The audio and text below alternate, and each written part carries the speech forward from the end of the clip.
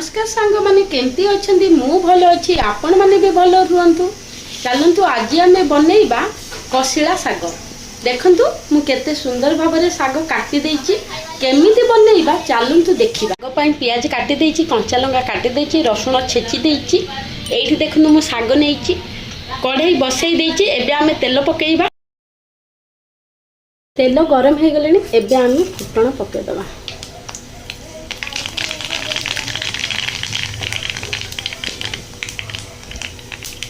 कटा होता पियाज कंचा लंका पकेदबा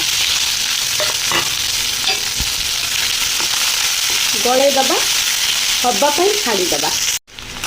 देखो पियाज रसुण कंचा लंका हो गले एबे आम शाग पकेबा गलैदबा लुण पकेदबा हवापाई छाड़ीदबा। कसिला शाग भजा संपूर्ण भाव में होगला। खाइबापी बहुत भल लगे बहुत टेस्ट लगे। एमती आपण मैंने घर बन शाग खातु समस्त के खुआतु। आम वीडियो जदि आपन को भल लगुच आम चैनल को लाइक करूँ शेयर करूँ सब्सक्राइब करूँ। Bye bye.